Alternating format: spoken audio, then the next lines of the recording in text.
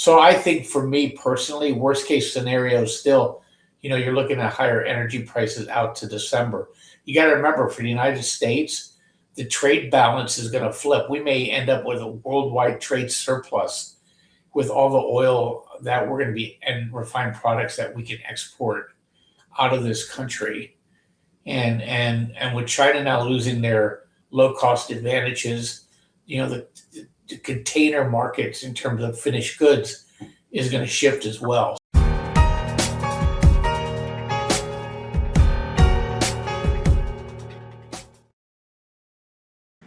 Hey, and thank you for joining, everyone. Such an important discussion to have. I'm here with Bob Kudla, tradelikeagenius.com. You can check out Trade with 2030.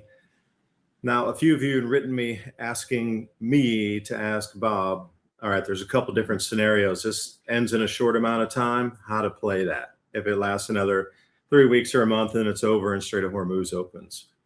Others, had asked, hey, what if it's a long-term thing? What if this goes all the way to December and the actual infrastructure continues to be destroyed across the Middle East? What does that do for us for energy-wise? Because my whole thing was that the desalination plants, if they are hit, the workers can't live there even to repair anything if there's no water. So this thing can only escalate to a certain amount of damage before the livability of these societies literally stops, where even if you have all the parts and pieces and bits and bobs is another term to put it all back together again, Humpty Dumpty, they're trying to super glue the pieces back on all the refineries and natural gas and everything else, fertilizer production. The people just can't live there, or they can't even work. There'll be no water for them to even stay on site. To bring that much water in is kind of unthinkable. So, there's many different scenarios playing out. So, Bob, I appreciate you joining me. And I'm curious what's on your mind. Now, everybody out there, I am in Taiwan at the moment, and the fuel shortages are around me, but they're not what you're really seeing on the news. For example, they're saying fuel shortages, rationing in Korea. It's voluntary rationing for individuals, and it is forced rationing for government vehicles only, not individuals. So you're hearing about it in the news, like, oh, Korea's rationing fuel. Yeah, for their government vehicles so far. So little things like this that are making the news. So let's hit into it. And like I say, I'm right here in Taiwan. We have had zero disruption except for a 15% rise in fuel price. Other than that, daily life just continues on as if nothing's happening. So, there's a lot of mixed messaging happening in the world's news. And Bob, I do thank you for your valuable insights today, and the floor is yours. Yeah, so it's interesting. I just literally got back from Tahiti, and I was there for 2 weeks. And if I had no access to the news, I would not know that there's any global calamity uh, upon us. People are driving. The price of energy went up just a little bit. People are traveling. Came back through LAX. It was literally a mob scene on the way home. FYI, the TSA lines were 5 minutes. So whatever Trump was doing there, it kind of worked. And so the way I see it, and I'm going to give it people from an American perspective, and then I'll give it to you from an Asian perspective, then I'll give it to you from a European perspective. The United States, if you look at the United States, Canada, Venezuela, and I put Guyana in there because it's the Guyana Basin, and Guyana is really tied to the hip to the U.S. because their oil comes to American refineries to be processed. We're producing enough oil between those four countries to be able to supply the United States, Canada, Venezuela, Guyana, Japan, South Korea, the Philippines, and even provide jet fuel to Australia because China cut them off. That's not it. We still have excess supply. And so that we can, now that we have a lot of these LNG terminals coming online, and Saudi Arabia opened up a massive refinery in Texas just recently, is that we'd be able to supply even more oil. So from the United States standpoint, we may pay higher prices. Let's say worst case scenario, right? We may pay higher prices for a time, but there'll be no zero shortages within the United States. Okay, I'm going to pivot to Asia. Asia now has been changing their supply contracts from the Middle East to the United States. Now, Korea has a different problem in that they were getting crude, light crude from the Middle East, and they had to refine it into their refined products. The United States, until Alaska comes on board, there's too much heavy crude. So Korea has a short-term problem in terms of being able to processing, but Alaskan crude, if I'm not mistaken, is light crude, and they're going to be able to supply the Japanese and the Korean and the Philippine markets with oil, probably Singapore too, I would imagine. And then also, I don't know if you know that, but India has the ability to process heavy crude in their refineries. So I think what will eventually happen is that as heavy crude comes out of Venezuela, it can go directly through the Panama Canal to those Indian refineries to be able to process downstream refined products. That's all going to just take some time. Venezuela production is skyrocketing right now. So the money that's been siphoned away from the Maduro regime coming into the United States is being recirculated back into the Venezuela infrastructure and the Guyana infrastructure, and you're going to see production increase incredibly. The Europe is screwed. Okay, they're not going to get enough refined products, and you have a situation where they are heavily reliant on the Strait of Hormuz, and so I think they're going to be in big trouble. In fact, they said the United Kingdom, their last jet fuel tanker just left the straits that arrived in England. They usually get 8 of them in transit. There's none coming. And so the only place they get jet fuel from is from the United States. And as you know, part of my French, Europe has been fucking with the United States on this Iran thing. And so they're caught by the short hairs right now. And I don't think Saudi Arabia and the Gulf countries are going to forget the lack of enthusiasm that has been portrayed by the Europeans towards their plight. And if things go as expected, the regime in Iran is going to fall. There'll be some sort of new regime. That regime's not going to forget who was their friend and who was their enemy.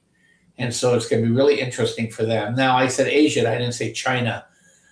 China now is in a situation where they lost all their discounted oil. Okay, they tried to play it cute, and now they lost their discounts from the Middle East. They lost their discounts from Venezuela, and so China's, once they get through their surplus storage, they're going to be in a little bit of a world of hurt.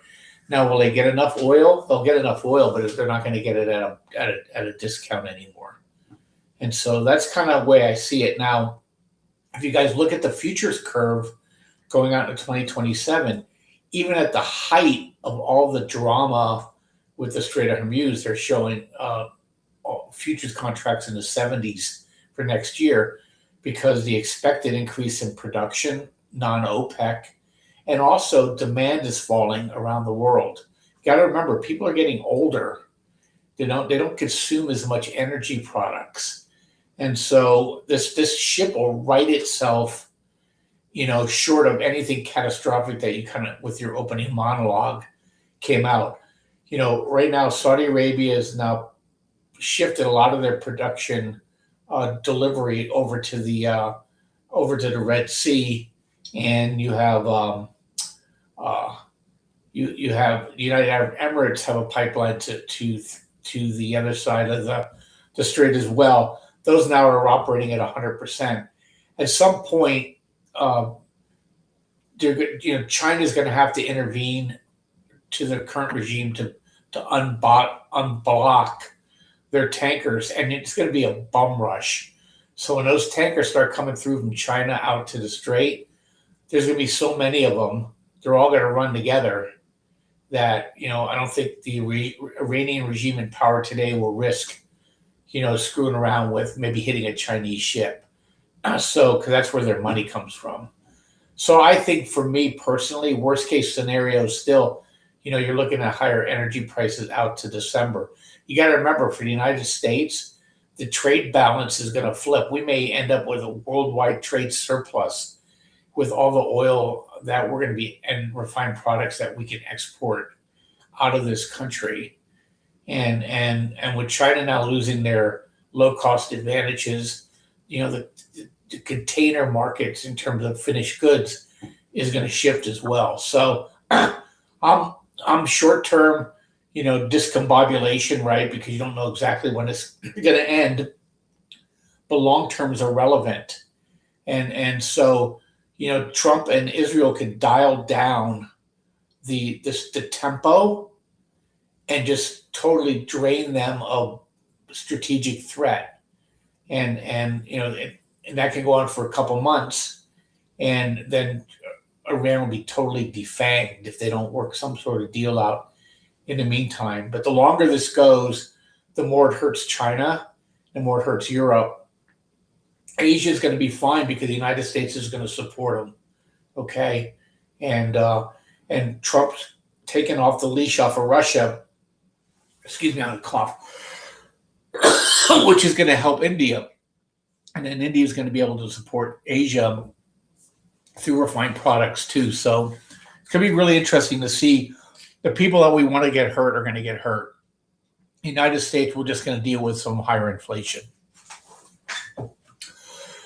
Yeah, the question is how high does the question is how high does the inflation go? Yeah, Bob. Well, the question is how high does the inflation go? Now, for those of you sitting out there, armchair, 1% higher. Oil at $120 puts our inflation rate at 3.9%. Okay, so we're going to be nowhere near that. Nowhere near that. So that's why you can't watch the news and all the hand wringing. People don't understand because we're so efficient as an economy. Oil can double, but that doesn't mean prices double, because of it's what's involved here. And the other thing too, and I'll let you talk. So people say, what should we be buying now? You should be buying Schlumberger, SLB. You should be buying Halliburton, HAL. You should be buying ExxonMobil, XOM. And you should be buying Toyota Motor Corporation and Tesla. Because electric cars and hybrids are going to go through the roof here in terms of sales over the next 12 months. And that alone will reduce the need for consumption of oil too. And then you obviously want to own uranium companies too. So my favorite I own is UEC, but CCJ is good if you don't want to mess around trying to pick a winner. URA, which is the ETF, you should have that in your basket. So regarding fertilizers, by the way, the United States and Canada produces all that's needed in North America. Okay, so we're fine. Now Europe's another story once again, but remember Kazakhstan produces a lot of fertilizer too, so they can get it if they need it, but they're just going to pay higher prices for it. Yeah, there's 40 million tons of fertilizer stuck back in the Gulf. They're not being delivered right now. Now, since you talked about the pipelines for a second, my eyes have been on this Yanbu East-West Cross pipeline of Saudi Arabia that's pumping 7 million barrels a day. If it does get nasty and Iran strikes that one, then we have an instant stoppage of 7 million barrels. That was kind of the relief point going through the Suez, I guess, for a better term, off the Red Sea loading port there. And that Abu Dhabi pipeline also that pops out near Muscat that, runs around, like you say, it's on the other side of the strait. If that were to get hit, because at some point, these desal plants are starting to get hit. If it escalates to a certain point, those two pipelines are going to go offline for sure. Will it go to there is the question. And the thing that's happening in Asia right now, the naphtha is the big thing for plastics, right? This is all naphtha. So at least in Thailand, Malaysia, and China right now, they are slowing down production of plastics. I mean, they're leaving the plants on, don't get me wrong, but they're slowing it down to minimal throughput. That is the minimum, meaning the minimum amount of materials to go through to have the pressures that they need to produce whatever types of plastics it would be, from LDPD or LDPE, HDPE. They got the pad, they got, blow mold things, they got injection, they got all these types of things that we use for our wrappings for all of our food. Everything's delivered in plastic or mylar. There's like a million variations of plastic. The plants are slowing down to minimal production at the just barely keep the lights on kind of production pressures. And the naphtha is the big thing, so if plastics were to have a discombobulation event as well, where there wouldn't be enough plastics produced, like how would that run on the economy as well? We produce not so much plastic in America. A lot of that's imported, not in my backyard. But there's no NIMBYs over in the desert where all that, heavy industry was in the Middle East. That's why we get a lot of those, finished products. Oh, the hydrogen, or excuse me, helium, the byproduct of natural gas. TSMC here in Taiwan is talking about slowing their production line for the semiconductor chips, as well as Micron Technologies, Intel, and Samsung.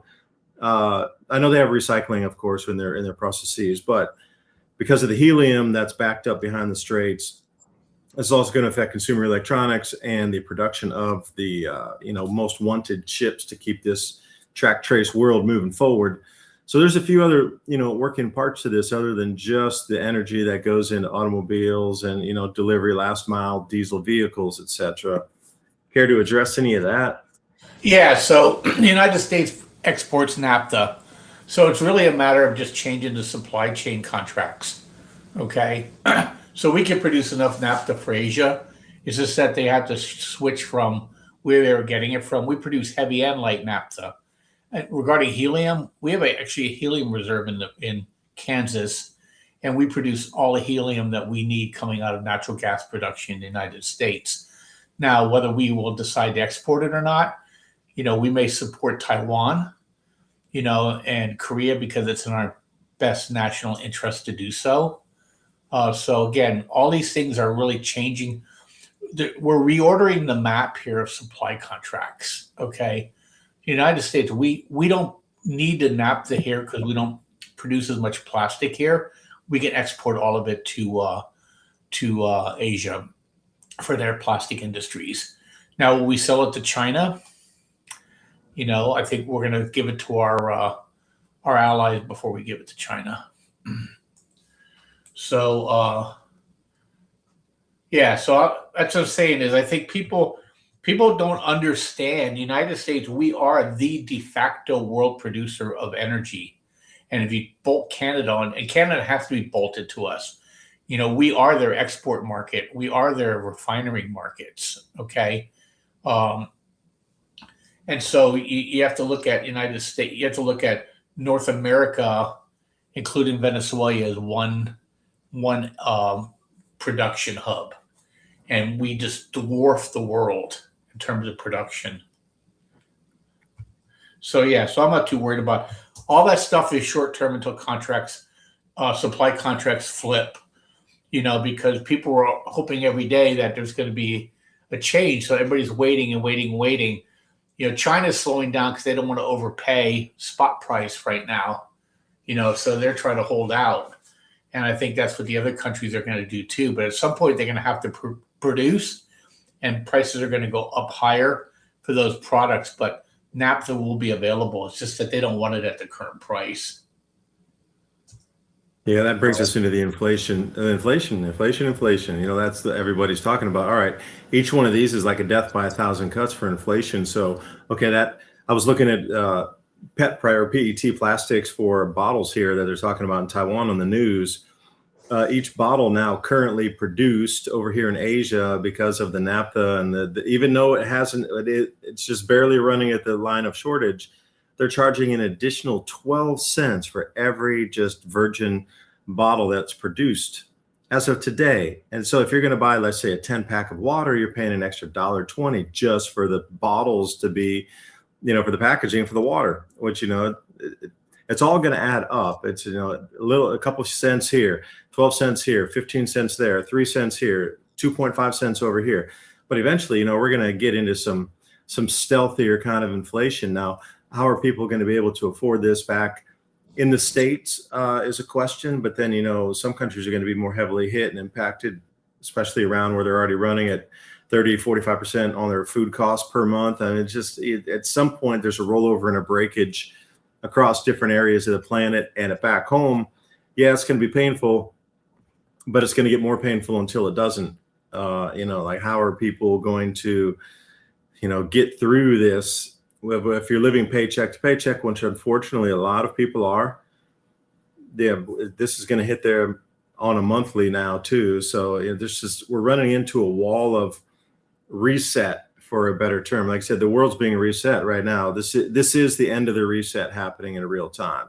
You just described it perfectly, Bob. Yeah, all the contracts are being rewritten, and this is the reset that was spoken about for the end of the decade. Yeah, so it's you're assuming that prices are going to stay this high. Prices are going to fall regardless. Even the Strait of Hormuz stays where it is, prices will come down. So just because production is going to increase, nothing solves higher prices like higher prices. That's so true. And lower prices the same, right? Yeah, so here we go. I just pulled up the export areas. So we export half of our NAFTA to Asia, okay, and we've been surging since the end of 2025. So our biggest customers are in India and South Korea. So now Venezuela exports collapsed in 2025. They're coming on board right now. So you're going to see NAFTA is going to be sent. It's going to be refined in the United States and sent over to Asia as well. So I think it's going to be it's a short-term problem. So some of the stuff needs to happen because we still need to nudge some of these people. We need more hybrid cars. We need more EVs. We need more recycling of plastic, and those things all will solve themselves. And so companies are going to have to eat some of this stuff because the customers simply aren't going to pay it. I was in Tahiti, and the prices, you would automatically assume the prices for living in Tahiti would be higher than the United States because everything's shipped in. But that's not the case, because people there make 1/3 on average the income that they make in the United States. And so prices there for general living is reasonable. It's you're looking at less than California prices in a lot of cases. And so what happens is that those companies can't make the margins if people can't buy the products. So you're going to see a little bit of that too. Companies just can't automatically pass on their costs. That's not how economics works. And so they're going to, especially if it's short term, they're going to eat it to maintain market share. So I would say if you and I are revisiting this conversation with supply constrained a year from now, then your scenarios will more likely play out. But in the meantime, looking at Brazil, Venezuela, Guyana, Nigeria, Norway and then Kazakhstan are all ramping up production right now, and they're going to dwarf the OPEC production at some point. So it's really, the problem eventually is going to be isolated to those countries that can't get their stuff out, and those countries that only can rely on them and that's primarily China and Europe. And so it's going to be really interesting to see how that plays out for them. But the United States, we may be paying a little bit more for everything, but there's going to be a lot of money washing around. You got to remember the dollar is going to get uber strong here.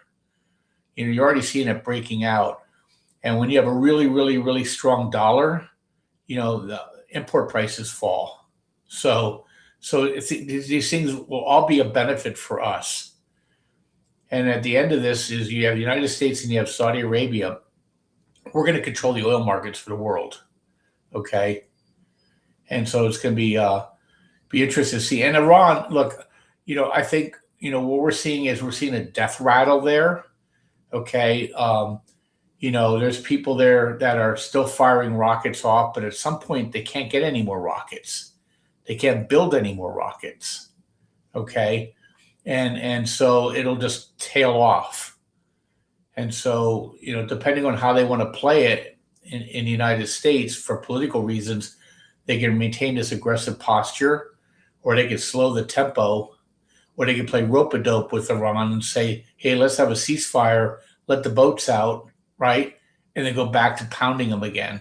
So there's a lot of scenarios that are playing out. I'm not pessimistic yet, okay? And especially as an American, I'm not pessimistic because we control our own destiny here, okay? If I was European and I was listening to this, you need a new government. And Taiwan, if you're listening from Taiwan, is you should be happy your United States and you guys are friends because we'll definitely supply your shortfall. And Korea, maybe now Korea will realize their friend is really the United States and not China. Okay. So there's going to be a lot of realignment going on.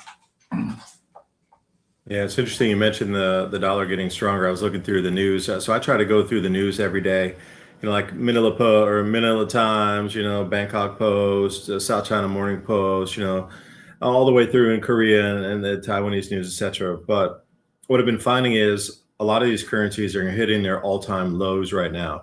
Like if you're looking down in Indonesia, I think they're around 17,000 rupees, 17,000 rupees. Last time I traveled there, it was 10,000. And they're at record lows right now. So the news headlines, Philippines record low, it's around 60 right now, and it's never been that low before. And Japan as well, they're up at around 160, although they've been lower on the trade for a US dollar. And the Korean won as well, all-time record lows against the dollar here yesterday. So it is even in Asia, you're looking at four nations with the all-time record highest or lowest, however you like to determine that, exchange rate, but the lowest value of their money against the US dollar ever recorded, all happening in unison at the same time. So there is something behind that being valid of that, that exchange rate going on. But the big thing here, this short-term pain, as they like to call it, I heard it regurgitated in the news about 500 times. The gasoline and refined products, that's the big thing. The oil is there, yeah, but the refined products from point A to point B, like the reliance on Russian gasoline and Chinese gasoline exports, diesel fuel, jet fuel exports to other nations, like that's all at 100% cut off at the moment. So, here in Taiwan, they're relying on Russian, they're relying on Malaysian and Singapore, which is just a repackaging of Russian exports for refined product. So until this smooths its way out, and this will be reflected in almost every single country, the reliance on these big exporters of refined product, well, their supply chain just got totally cut. Until they can backfill and find a new supplier, as you referenced there, it's going to be, like I say, a little bit of short-term pain, as the U.S. media would like to say it. But yeah, all the currencies are being affected right now. So dollar is going to get king of the hill.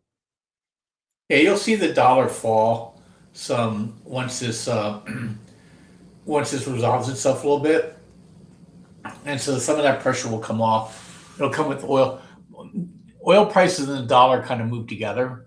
So because basically, we're not a gold-backed currency; we're an oil-backed currency. Okay, and so with high oil prices, it makes our dollar stronger. It was interesting. We were sharing a housing compound with a Belgian couple, and we got talking to them because we stayed in this island called Raiatea for 3 nights, and so we had a lot of time to chit chat with them. And what they were telling us is that because everybody talks about nobody comes to America from Europe because they hate Trump, and they said it's not the case at all. It's too expensive for them. He said, it's just too expensive. He said, the United States for us is too expensive. So you can imagine if the Europeans think United States is too expensive, that's why the Asians aren't coming either, because they just can't nearly afford it.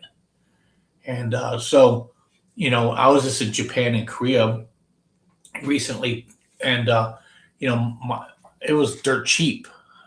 for us to travel there with the dollar as strong as it was. And so I can't even imagine what these people have to go through if they come to the United States. They probably couldn't even they probably couldn't even realize you're paying 4 times the amount for food in the United States because our restaurant costs are out of control.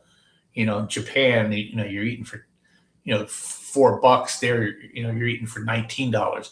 I was paying the same amount, less amount for a burger in Tahiti than I do going down the street to my local restaurant to get a burger. Okay, prime rib or ribeye steaks are the same price. Chicken's cheaper, and so a lot of the stuff is that we already have an inflation premium built into our pricing structure.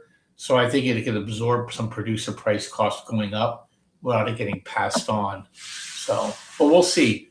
But like I said, if Trump pulls this off, the United States is going to come out of this thing smelling like roses, and he realigned the entire. It's the Trump world order. Okay, so our export markets are going to be locked in. We're going to lock in our allies, and like I said, and our quote unquote enemies are now down to China and Russia. And so it's going to be, and some people think the Europeans aren't doing us any favors either, but Europe's shifting hard right now too in the elections. So I think a lot of shifting sands here. But I gave you guys trades to take. Those are all going to be good trades longer term. If the dollar rolls over, gold, silver miners were popping today. Bitcoin, I think, is bottomed. I have IBIT. If you guys want to trade with us, day to day, just go to Dave's landing page. But if you come directly to my site, let people know that you heard it here first, and so I give Dave credit for the for you joining. And we charge for the service is nothing compared to what you get out of it. And there's a trade we can take up a couple times a week here, regardless. And so it's our go-to trade. And like we just did it again, bought yesterday, sold it today for profit. We'll be getting into it again probably tomorrow or Thursday. And it's just a nice, simple, easy trade for people. We'll show you how to make it. And actually, I call it out too. So that's my world, Dave, as I see it. Yeah. And again, that's tradewith2030.com. Get over there, take a look at what Bob has, some specials running for us for my audience right now this month. And Bob, just to lead us out here, I had one more thought that I'd written down, scribbled a note. COVID with the demand destruction was more literally demand destruction, where people just couldn't get out to go buy things. Stores were closed. Businesses, you were not allowed out in certain days in certain areas. So the demand destruction around the world was pretty much because, people were locked in their homes and businesses were closed. But this is truly an energy disruption where the demand destruction is there because you literally don't have the energy to even do the task, buy the item, or even produce the item. They're two different animals running for disruption in supply. On the demand destruction, whatever way it forms, comes in, it's still at the end of the day is demand destruction. One was COVID. This one is truly energy is not available for that. So, how do you see this one running out at the end of this? Like you talked about the demand destruction, but how high do prices really need to go before we start to see this and then things taper off and finally level out in pricing? Because this energy, just for everybody out there, these facilities, these oil storage facilities, these loading terminals, these ports, all this facility, they're completely destroyed. They're not coming back to 3 to 5 years. So even if a Strait of Hormuz opens tomorrow, there's tremendous damage to an enormous amount of industry over there. Thousands of, areas and factories and chemical plants and precursor plants and all these things are not coming back for, half of a decade. So there'll still be some residual shock because you can't just rebuild these things in a minute. I don't care if you say, well, there's not enough of this. Let's build another one from scratch in America because it's great over here. Business is wonderful. It will still take how many years? So there's going to be some drag on of this that's going to be disrupted permanently or at least for half a decade. So walk me through this scenario. And thank you, everybody listening today. Please leave your comments in the description box below or the comments below the video, and I'd love to read them for next month to ask Bob some more questions. Yeah, the non-OPEC production is gonna will cover any of the shortfall while the Gulf Coast area rebuilds their energy pipelines. So I'm not worried about that at all. We have 4 refineries in California that President Trump could federalize at any moment that could take crude from Alaska and turn it into refined products, for the United States and for the world. And you have India has excess capacity, and even the China teapot, they have excess capacity. So I think you're gonna, like I said, discombobulation for 4 to 6 months, and then you'll see it all basically unstick itself. So right now, like I said, the trades are going to be in those companies that are going to rebuild that infrastructure, and you have companies like ExxonMobil that produces, refines, and builds. So them and Chevron and Oxy, Schlumberger, Halliburton, those should all be in your IRA. Uranium's going to get a big boost out of this, obviously, because more and more countries are gonna try to put nuke plants in to be able to run EV cars, so that you don't need oil at all. And I think you'll see that come online too. So I think everything's short term on this. The only scenario that I totally agree with you is if they start popping people's ability to live in that area, then things will get wild. Or if Trump decides to go off the rails and start blowing up the energy fields in Iran, but short of that, my scenario I'm fine with. In fact, if that happens, I own the things that are going to go through the roof, so I'll be able to take care of my family. At the end of the day, it's your family first, your friends second, your country third. So make sure that you're in things that are going to be able to support you in an environment. You can't control any of this. You just have to be able to manage through it, and you manage through it by owning the assets that are going to go higher. And with that, Dave, you guys have a good one. I'll catch you next month. Be well in Taiwan. Tell the Taiwanese people that we love them here in California. And I'll talk to you in end of April. Right on. We'll see how it's progressed since that time. But anyway, you're going to have to roll the changes. That's a mind frame thing here. If you can just adapt as things change and don't, look back at the past and just deal with the change and adapt to it that day and just keep rolling. What was that old REO Speedwagon song? It said, roll with the changes, right? I heard that on the radio the other day. Oldie classic station as I was driving to the airport. TradeWith2030.com. It's Adapt 2030, not Static 2030. Okay, guys? Yeah, all right. Not static, mud dry and concrete around the feet 2030. It's Adapt. That's so true. All right, Bob, we'll see you next month. Bye for now. All right, brother. Catch you later, Dave.